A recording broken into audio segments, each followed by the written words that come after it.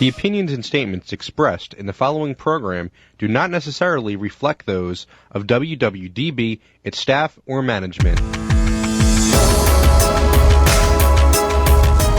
All right, ladies and gentlemen, around the Delaware Valley, welcome to the Martin Rubenstein Show on WWDB 860 AM, sponsored by Weineman Pain and Wellness. Here's Doctors for Serious Injuries. I'm your co-host, Joe Doherty. Marty, how are you today, sir? I'm doing fine, Joe. How are you doing? How's your family doing? We're hanging in there, my friend. Certainly, as the saga moves on. I think I remember your first show. We were in the studio, and just kind of bouncing things off each other, and it was such a great atmosphere. And now the new norm for right now is, we're all doing call-ins. Thank God, obviously, talk radio gives us that opportunity. But we're going into our third month, and here we are. What are your thoughts? Just with people's attitudes, not from a legal standpoint, but just how people are reacting right now. We're starting to get a lot of people rebelling. And, it seems to be a lot of stress, and particularly in the state of PA. Joe, every single call I have, whether it's a client, whether it's another attorney, whether it's somebody from an insurance company we're working on a case with, that's the discussion. People safety, people, concerned about being able to put food on the table, the need to get back to work. But at the same time, the fear that by getting back prematurely, we're exposing each other to risk of COVID. And we've seen too many stories of people who have really horrendously suffered with it. And nobody has the answer. It's this delicate balance. Dr. Fauci's not testifying before a Senate committee on this as we're doing this radio show. Nothing else. No, go ahead. I'm sorry, Marty. No, that's okay, bro. So one of the things that really, the longer this thing goes on, and one of the issues we have, and I'm not going either way, but I can say this: the partisan politics that goes on and the conspiracy theories that are going on. Another one turns up every day. I don't think it helps the mental or emotional health of our citizens. I mean, I think it's a problem. In fact, where you have obviously one entire party saying, hey, listen, it's about health, and then the other party's about the cure is worse than the disease. And my opinion on that on both of those matters is it's a delicate balance of both of them. Obviously, it's a serious health situation, and at the same time, we cannot ignore the fact that our economy and people's lives are turned upside down.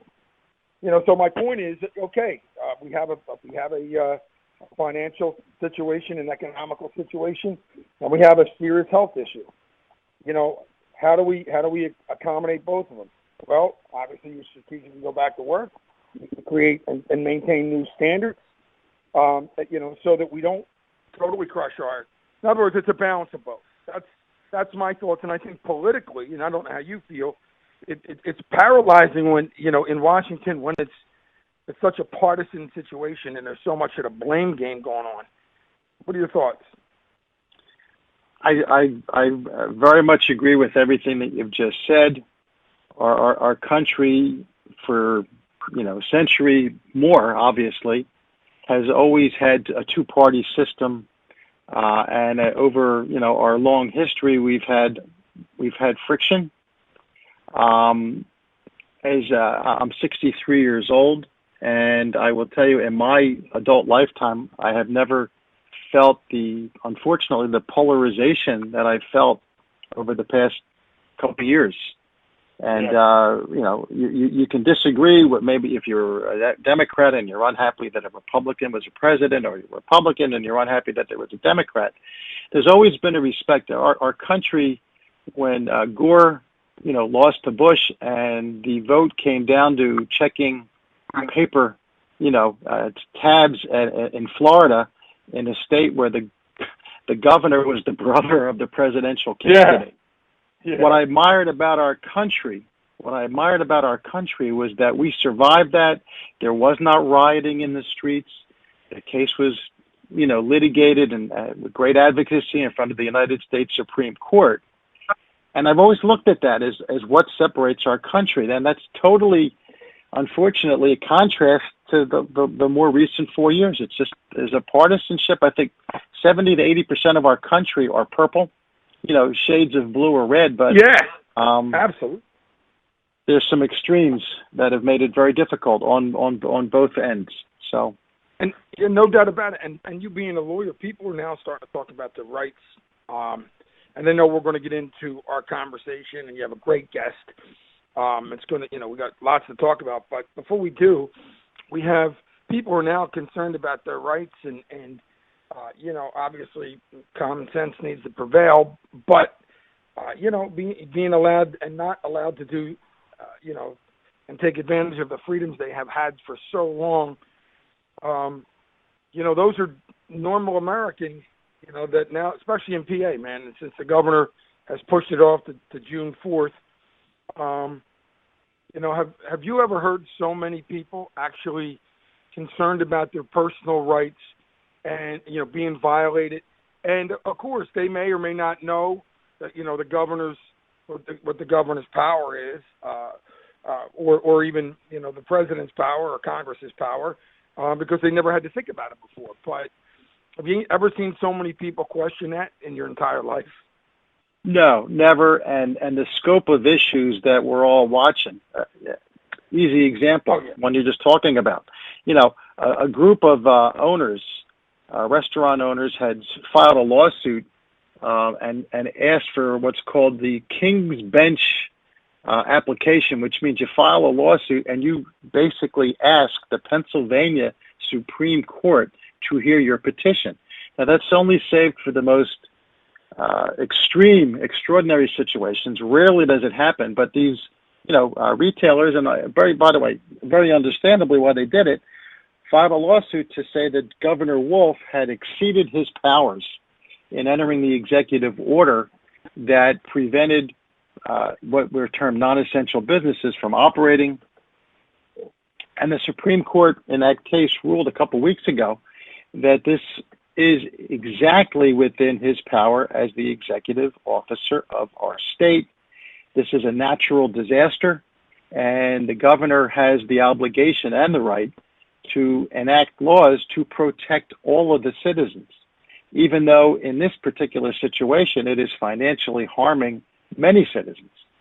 Not a black and white issue, but one that needed to be faced. I mean, we've all seen the curve. It has flattened. All that it's done is it's bought us more time so that the hospital ICUs are not flooded, with more and more patients. We've had more time to bulk up on the kind of protective equipment that's needed. But, I've never seen in my lifetime anything close to this. I feel like I've had it pretty easy. This is really the first crisis. Like, we've had other things that have been catastrophic, but not like this. Nothing really close. No doubt about it. And I think, I forget what county just sent, and I know, here we go.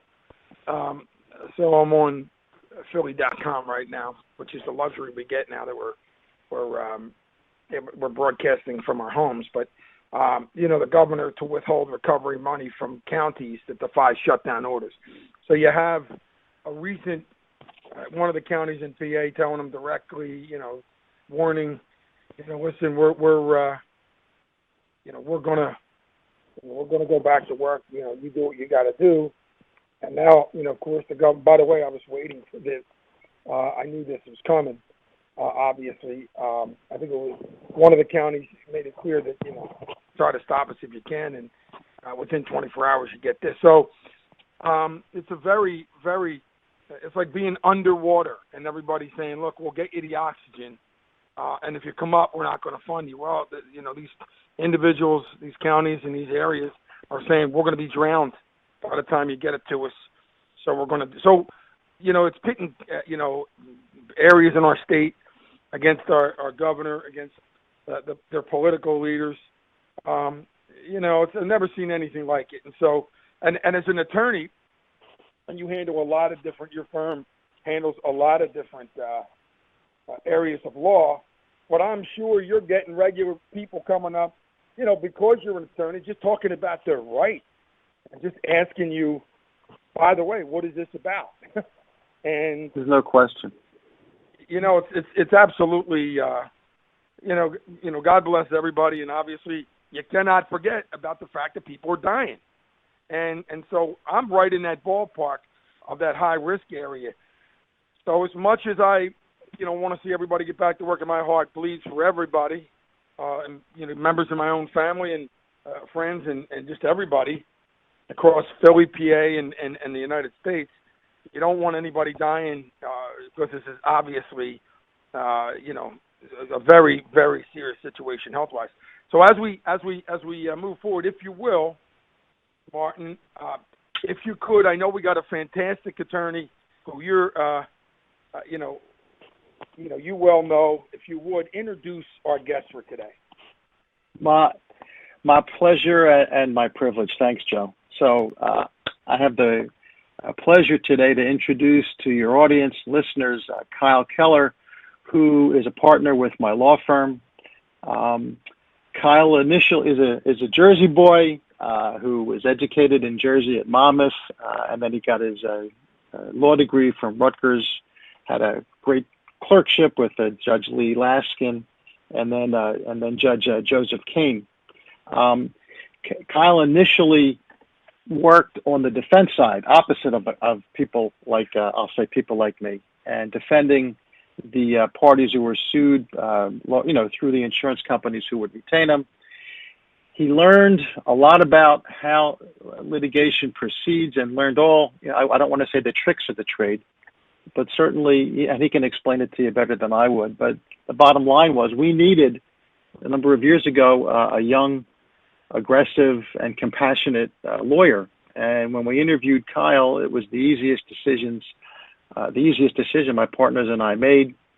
We basically hijacked him from the firm he'd been working with. All that he's done is hit the ground running, and he does a wonderful job of practicing with the respect of his adversaries. He empathizes with our clients. I've enjoyed being in a courtroom with him on a number of cases. I'm very proud of that. He's always incredibly well prepared, and he's really part of an elite group in our state. 2.5% of Pennsylvania attorneys, around 40 years of age, are considered rising stars by their peers and Pennsylvania super lawyers.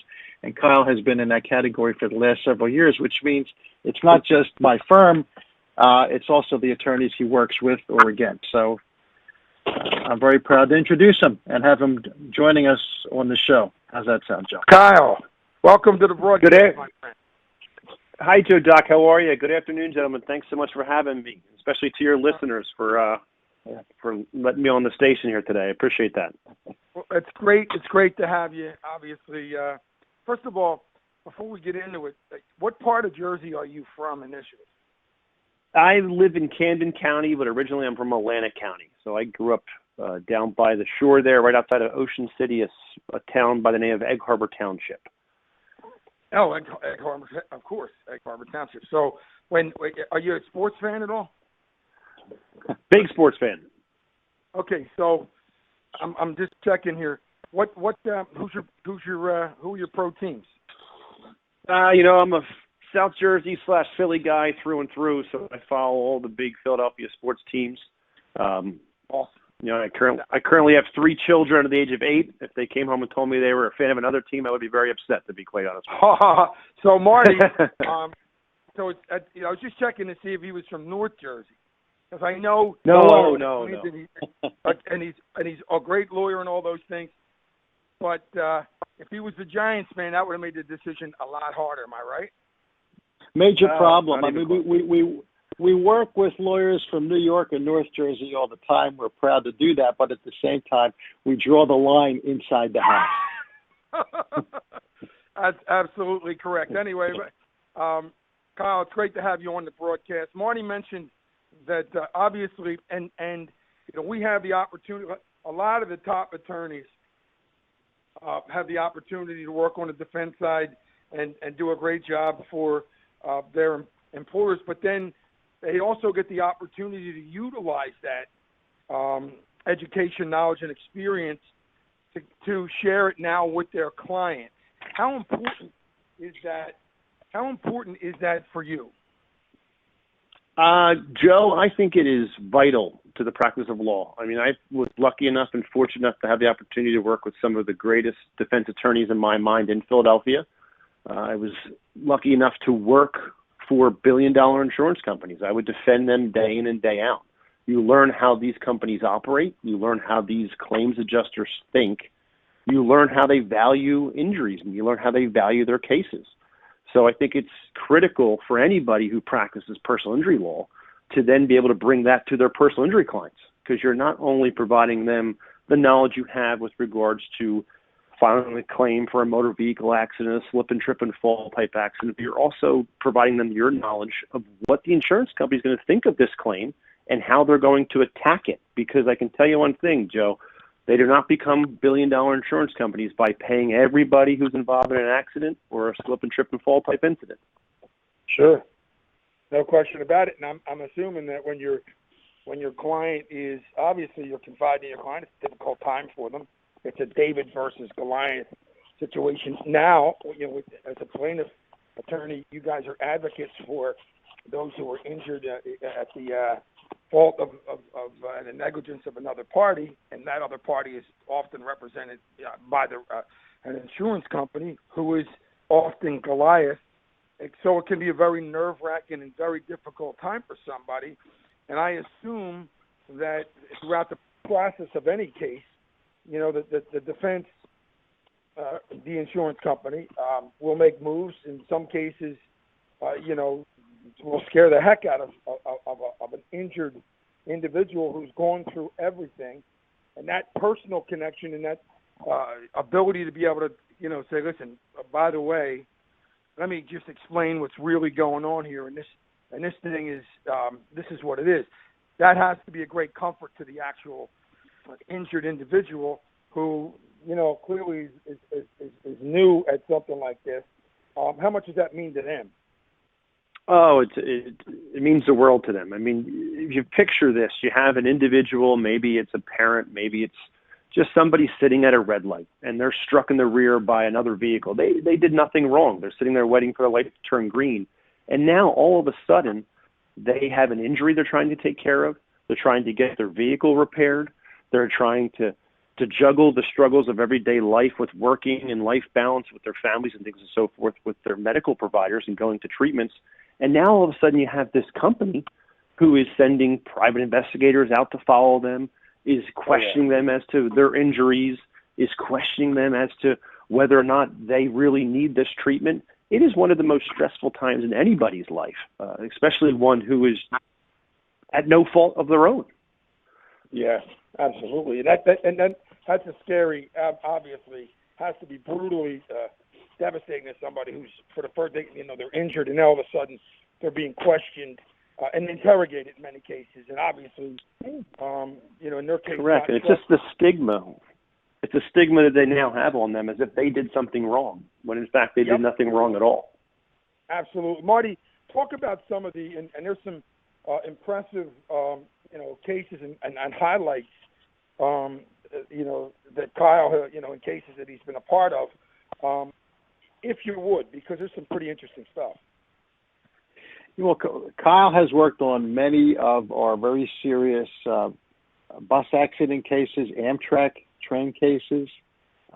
We finished one actually a year ago involving a woman that was traveling to, I think, down to Georgia when she was injured. But Kyle, how about the case involving the family who was hurdled the bridge in Cape May County. That was an interesting one that got some notoriety. It was actually filmed and shown on the news, if I'm correct. Yes, that's correct. It got national notoriety. Sadly, a family during the summer a few years back, mom, dad, their daughter, and their daughter's high school friend, traveling to the shore, which is what most of us do. I live in Voorhees, New Jersey. Every weekend I can in the summer, I try to get down to the shore, to the beaches. They're down there. They are traveling across a bridge in Camden County because the case is in litigation. I'm not going to mention it, but they're traveling across the bridge, and the toll operator, as they're traversing across the bridge, hits the button to open the bridge up. So now as they're crossing the bridge is rising, and it's about 2-3 feet up in the air. And the father has two choices. You stop the car and try to put it in reverse. Well, there's a vehicle behind him and the gate behind that. Or he just dukes a hazard, guns it. It's the only choice he has. He guns it over a 2-3 foot gap in the bridge and lands on the other side. So it's an interesting case. Yeah, I mean, it's one of the most interesting ones I've worked on in the last few years, only because this is something you see on TV. It's, once it got national notoriety or hit the national media, you realize this is most people's biggest fear, going over a bridge and that bridge opening while you're driving over it. So it was an interesting case. And I saw that, on the list. I mean, just thinking about it buckles my knees, man. I mean, Marty? Well, many people get white-knuckled driving over a long bridge anyway, particularly one that goes up pretty high. But on this particular one, this is a totally unexpected, innocent family. Now, this occurs, what kind of a defense are they even trying to raise in this case? Primarily, it's a point the finger at other parties type defense, where it's, okay, our guy might have hit the button, but the county didn't do this 2 years ago, or the township didn't do this last year. It's sort of point the finger. I mean, truly they don't have a defense, but it is one that, in any of these cases, it's like the old adage with your mom catches you putting your hand in the cookie jar and she says, hey, what are you doing? And the first response is, oh, it wasn't me. I wasn't doing anything, Mom. And that's what they do. And that's what every defendant mainly does in these cases. As soon as they catch wind of litigation or catch wind of a claim, they try to blame somebody else. And that's the position they're in right now. But at some point in time, that comes to an end. Marty, let me ask you a question about, the first thing I think of in that type situation is a jury of your peers. Because I cannot imagine, under any circumstances, and I'm not trying to jinx anybody or whatever, but you're in a situation where this is just being able to hear something like that. Clearly, it wasn't the driver's fault. I mean, somebody pushed the button. It wasn't anybody but the employee. There's no, in my opinion, debating it. But my point is, how important is right now we're in the middle of a coronavirus situation. And everybody's quarantined. And the one thing in the court system that is being kind of like pushed back are the jury trials. In this particular case, reminds me of something that, obviously that would be important. What are your thoughts in regards to something like this? And, obviously, is it important to, in your opinions, as lawyers, for a plaintiff to get the benefit of a jury of their peers? This is a question that is really on every trial attorney's mind right now. For Kyle and I and other attorneys who handle what we handle, we need the access to the courtroom. The courtroom provides a deadline for everybody to face up to this case and get to a position to hopefully resolve it. If the sides can't resolve it, jury of our peers, of the peers really of our client, get a chance to just use ordinary common sense. They get to hear the evidence, they get to assess credibility, and they make a decision. And then that's what makes our country, in my humble opinion, better than every other country in the world. There is no jury system like ours in other countries. In other countries, it's a judge where they have trials, it's a judge who sits as the judge and jury, and sometimes the judge also sits as the prosecutor. So we have a very unique situation here. It's what separates us. With the case like the one Kyle described, that is a case where we should, with the right attorneys, sophisticated, experienced on the other side, Kyle should be able to reach a certain point with them where we're able to resolve it. But there's many cases where the other side, unfortunately, isn't reasonable, or they certainly don't use the same type of rationale that we use. And what we need to force the issue is to be able to put it in front of 8 to 12 neutral people who can decide it for us. I want to mention something to you because you just brought this up. I received an email over the weekend from a colleague in Alabama. He is scheduled to try a jury trial in Mobile, Alabama in mid-June. Now, Mobile, Alabama has the highest rate of COVID in the state of Alabama. The judge entered an order providing a protocol. And the protocol is all the lawyers, the judge, the witnesses, and the jurors will all be in that courtroom wearing masks.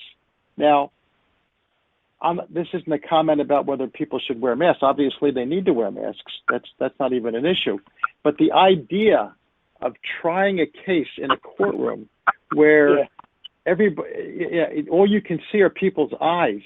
The jurors are all sitting next to each other. I mean, there's no social distancing in a jury box. And the distraction of having the mask on you, fidgeting with it, worrying about the person next to you. Unfortunately, for our justice system, right now, there's just no way to safely have a jury trial. And we have to come up with other ways to accomplish what we normally would by going to a jury trial. And unfortunately, there's no identical substitute. So, Kyle and I and others have been able to successfully schedule mediations or hearings with judges to try to, resolve as much of this as we can during this crisis. So, and having said that, and we're going to talk in a minute, we're going to talk about telemedicine, and we're going to bring in our sponsor, Mark Levithan of Weinman Pain and Wellness. But before we do, you talk about something like this postponing.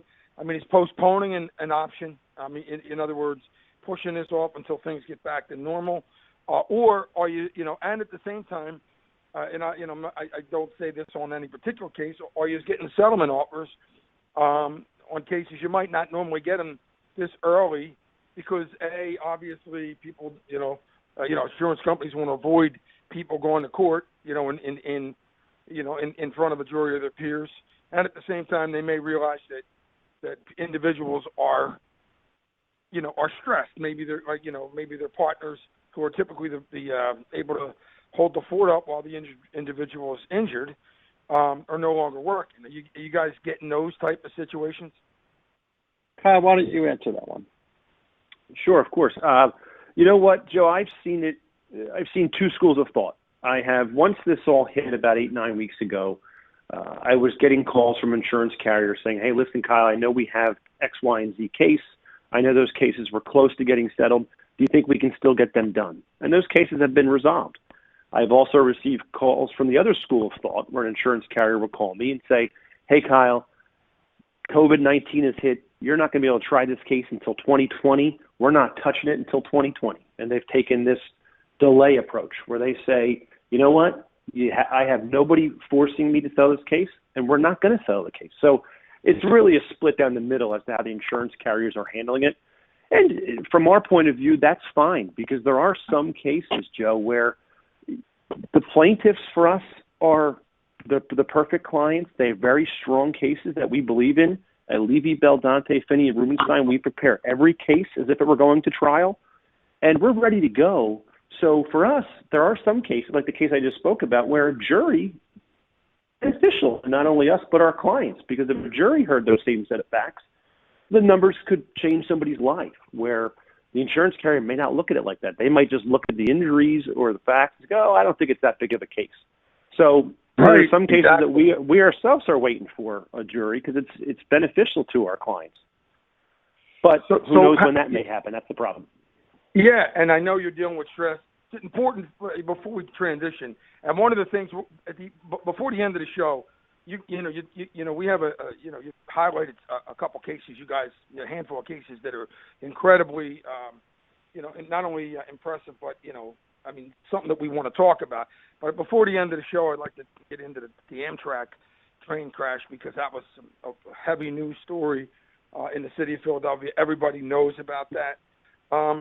But a lot of things are going on in the world of the law, legal matters, and medical in your world, in both of your worlds. And I'll let you kind of segue here, Martin. But when somebody gets injured, if they're not treating, they're not injured. And so having said that, life goes on. And when somebody gets injured in an accident, there's important situations that they're in. One of them is obviously they need to treat to get better, okay? And the other one is, just as important, so they can get the treatment, is to make sure that they're treating and being compliant, because you have an insurance company and a defense that is going to pick on everything they can. And maybe, they don't care about the calendar or the coronavirus. They want to use everything they can to potentially, obviously, knock this person down or injure, and win the case.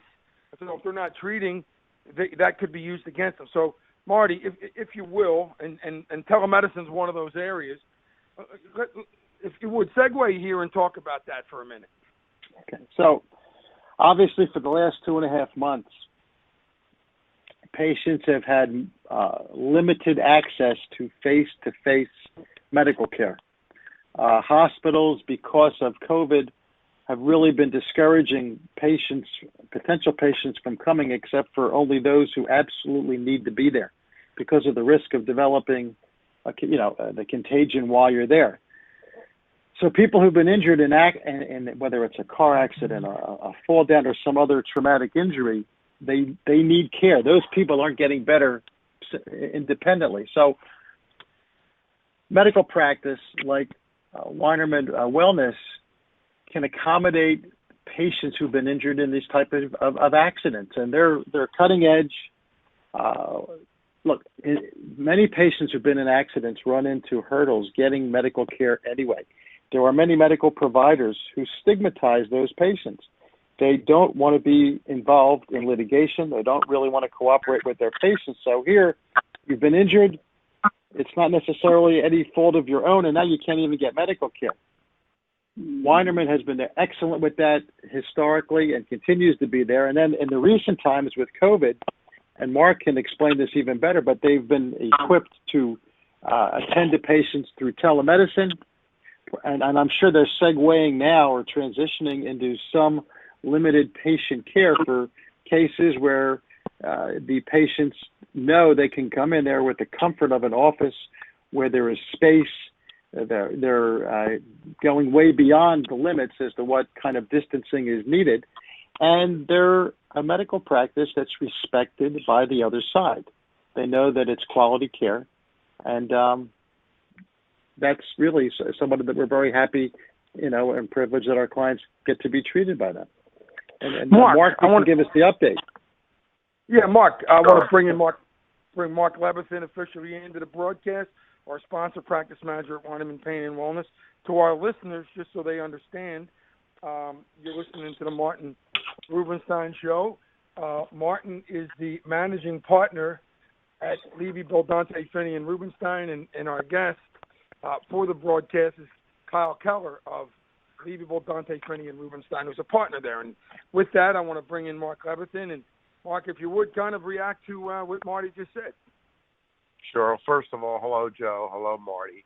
Hello, Kyle. Hope everybody's well. Thank you. You too. Yeah. Thank you. Thank you very much. Yeah, it's a new world, as we call it. Nobody ever expected this.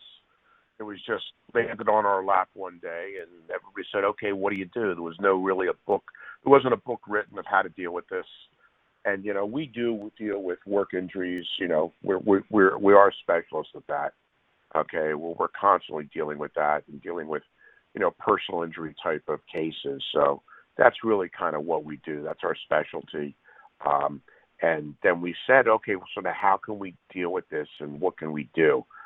So we took a lot of precautions. We put a lot of thought into it. And what we did was we wanted to make sure, first of all, that all of our staff was safe, that they wouldn't pass anything on to our patients. So what happens is every morning our staff comes in. They're all tested. All their body temperatures are tested by a thermometer. If anybody has any type of elevation of temperature, they're sent home. We won't allow them to treat patients. And same thing happens with the patients where they come in, and we check their temperature as well.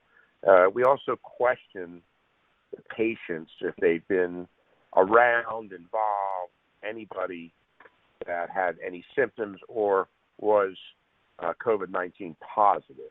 If that's the case, we'll ask them please not to come in and to, refrain from that, stay home, quarantine yourself for 2 weeks, which is what is recommended by the CDC. And then after that, we'll bring them in.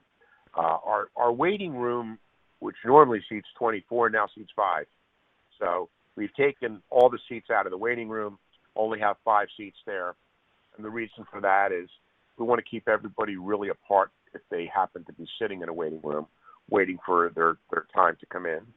Also, we only allow 5 patients in per half hour, which may sound like a lot, but we're a pretty large facility. So we as I said, we have 24, seats in our waiting room. So we do a lot more volume normally. So we reduced our volume to control any type of people getting, next to each other. So there's really good proper social distancing. We've drawn lines how people walk. Basically, they have to be kept apart. Anybody getting treated back in our physical therapy areas, foundational therapy areas, they're treated in private areas. Anything they touch, anything they lay on, any type of table, is totally sanitized and disinfected with professional chemicals to make sure that everything's good. Any type of equipment they use is totally sanitized after every patient as well. So thank God it's been very well. Nobody's been getting sick, and it's been working rather well, and the patients feel comfortable coming in. So it's really working well. What about the telemedicine, Mark? Sure. So now there are patients that won't come in for numerous reasons. It's always better for a patient to come in, just as well as it's better to do a deposition in person rather than over the telephone or video conference.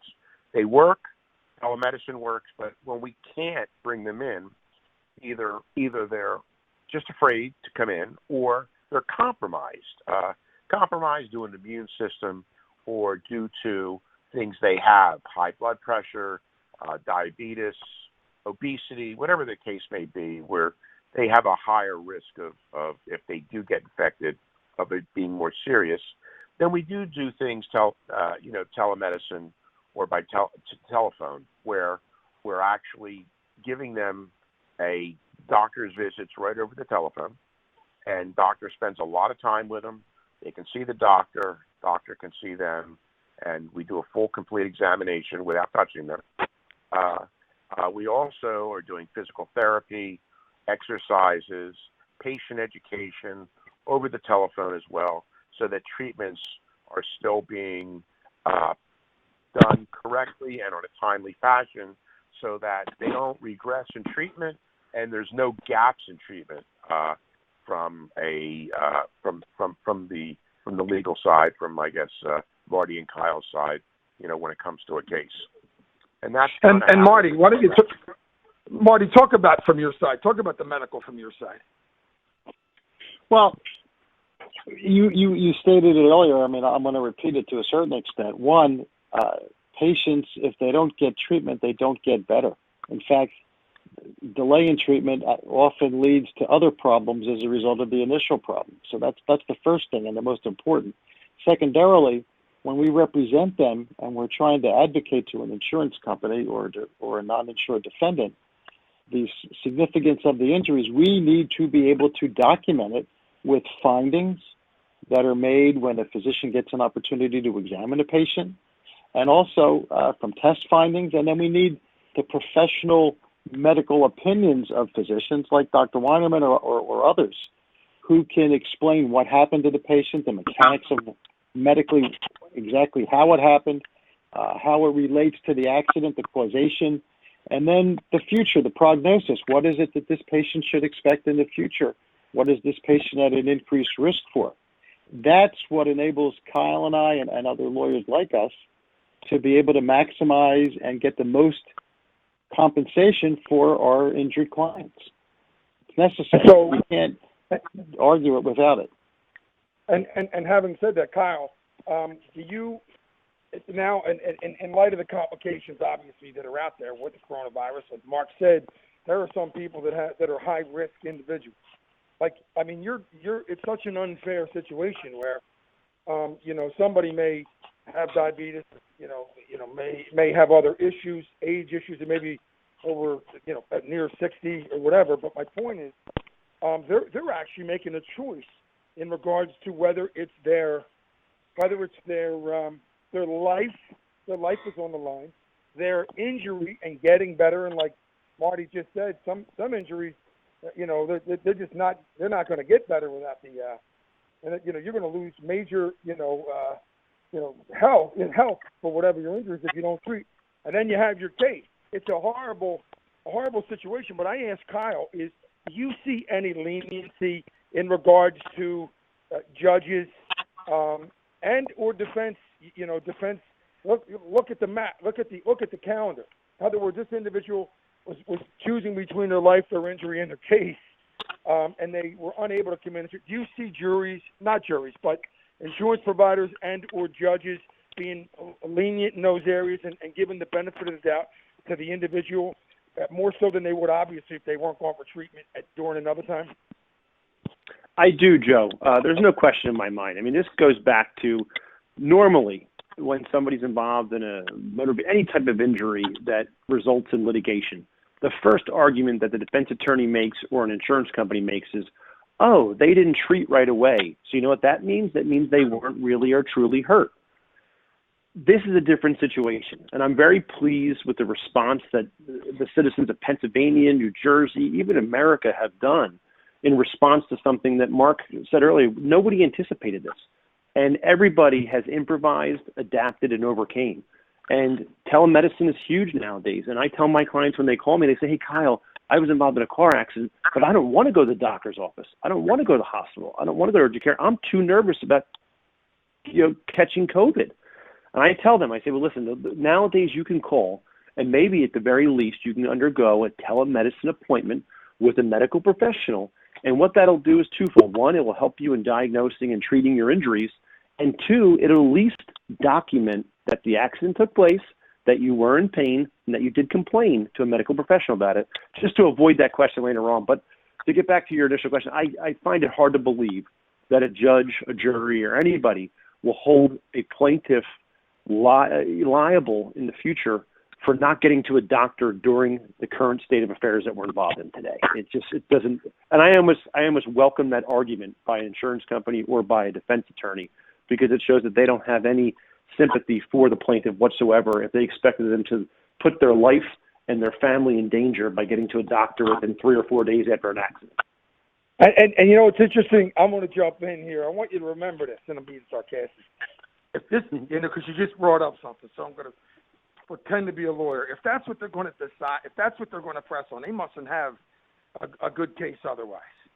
Correct. And I just threw that out there. This way you can call me someday and say, listen, I said what you said. I think that was the determining factor in winning. I'm just kidding. But having said that, let's talk about, and I'll segue to Marty and Mark here in regards to technology and doing depositions with the medical providers and the lawyers through new technology like Zoom. you want to jump in there, Marty, and then Sure. Mark? Yeah.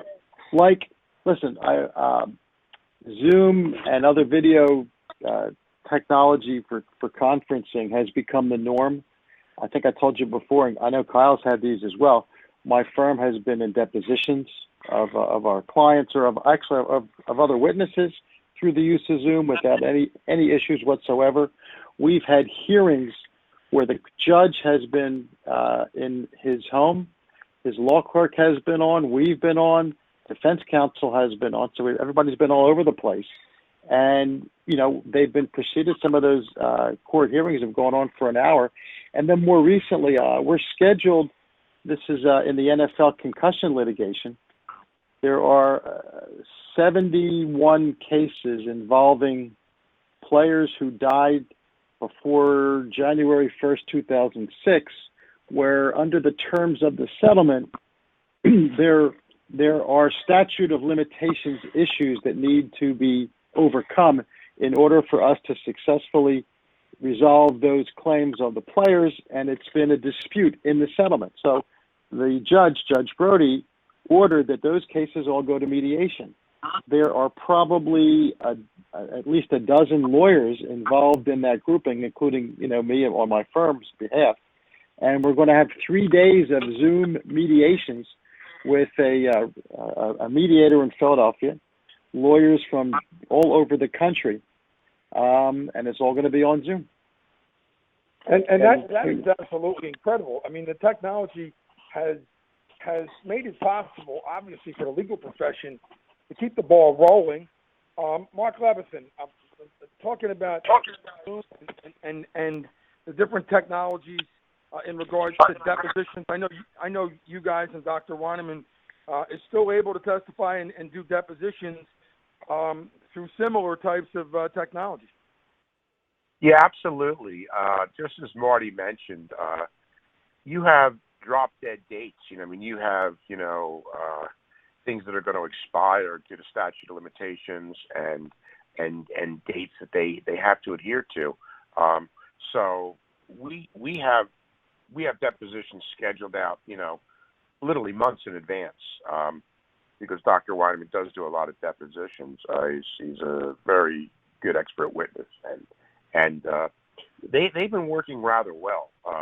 At first, we didn't know how that was going to be, because a lot of attorneys, from our experience, they want to be in front of someone to see, I guess, facial, body language, different type of things that the attorneys use with their skills, okay, to help their clients. But it's been very successful. We've many times after the deposition, you'll have the plaintiff and the defense counsel getting together and looking to put together some type of settlement that would be benefit to both parties. So it's working rather well, actually. So, having said that, aside from obviously the complication with the jury trials, which obviously is a major part of the jury, your peers, and in many cases that's a preferable situation. Technology and a lot of things going on make it possible for not only individuals to whose cases are going on to keep them going, but also to get medical treatment and representation on both sides, including the defense side, for their clients. So everything moves on. And so what I want to do right now, because I want to finish up with and everybody will have their parting words at the end, but we got about say 10 minutes left. So we don't get in a pinch. I want Marty, if you would, as our host, tell our listeners the contact information for you and the firm and for Kyle, and then we'll go to Mark. All right.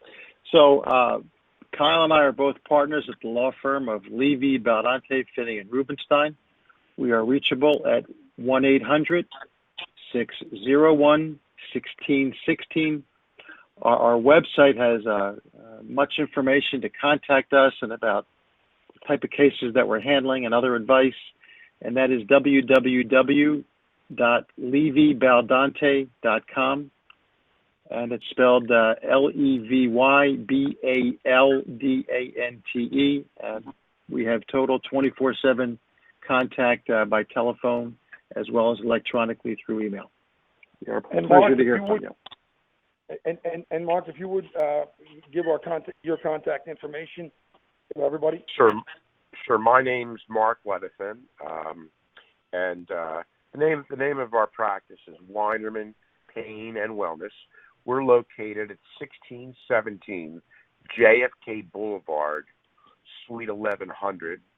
That's in Center City, Philadelphia, 1 Penn Center. We're right above Suburban Station.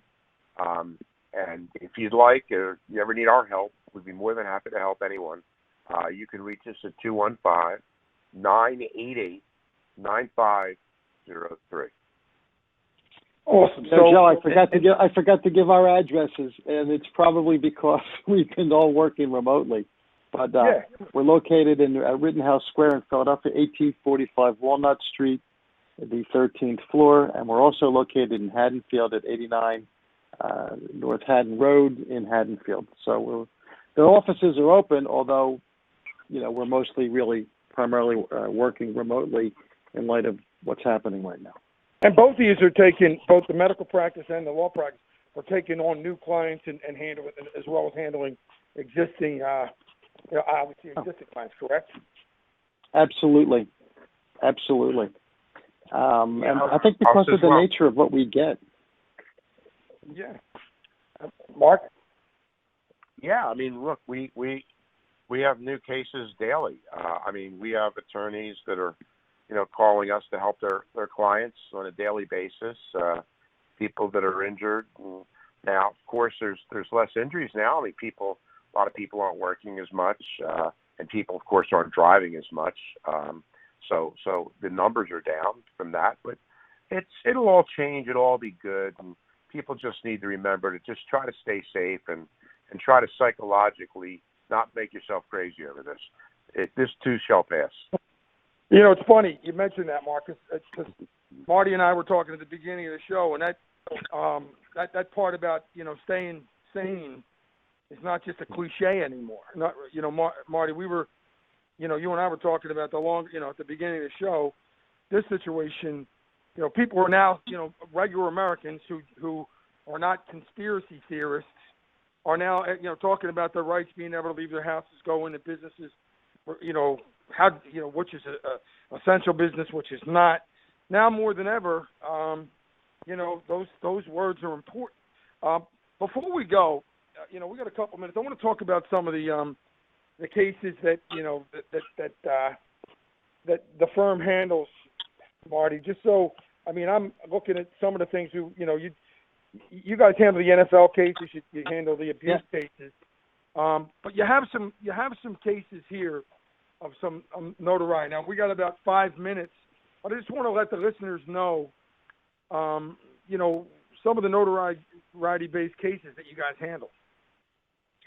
Kyle, why don't you handle this based upon one of the cases from that list that we provided? Yeah, sure, Marty. Our firm, it boils down to this. We represent individuals who are injured. We've handled cases involving Amtrak case crashes. We've handled cases where, an innocent pedestrian was walking into a supermarket when they were struck and significantly injured by vehicles going through crosswalks. We've represented individuals who have visited haunted houses, shows actually... Yeah, that one in particular, and then, of course, the Amtrak case. Everybody, tell us real briefly about the haunted house case.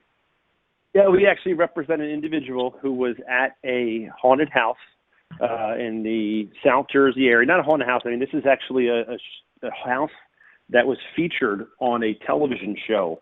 It was like Abnormal World, and where they go and they spend a weekend and they look for ghosts and things of that sort. We represent an individual who was there at a fundraiser. They had a Rocky Horror film show on the lawn of this mansion that's supposedly haunted.